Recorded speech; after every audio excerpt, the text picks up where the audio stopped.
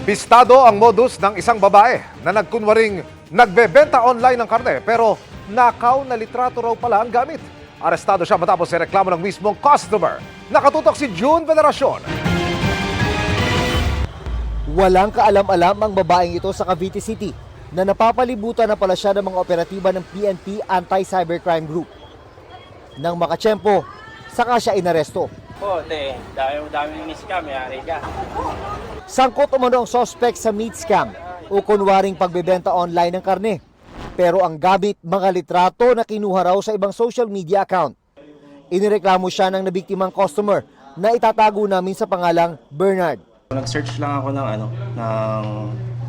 ng hinahanap ko na karne, tapos may mga comment. Napaniwala niya ako na totoong seller siya kasi yung mga sinesend niya ng picture, totoo naman. Nagbayad daw si Bernard ng mahigit 12,000 pesos para sa 27 kilos ng karne ng baka at 17 kilos ng manok na gagamitin raw sana sa negosyo. Mas mura siya ng konti ng bagya, so mas makaka-discount ako ng konti lang naman, pero yun yan, na-scam na po ako. Gamit ang social media account ng kaibigan, muling nakipag-usap ang biktima sa suspect para sa isa na namang transaksyon. Kumagat daw ang suspect, kaya siya nahuli sa entrapment operation. Inihahanda na ang reklamong kriminal laban sa suspect. Swindling estafa dahil in the first place, meron ng panluloko eh. Sinubukan namin kunin ang panig ng suspect, pero tumanggi siyang sumagot. No comment, ma'am. Ma'am, no comment. Para sa GMA Integrated News, June Veneracion, nakatutok, 24 oras.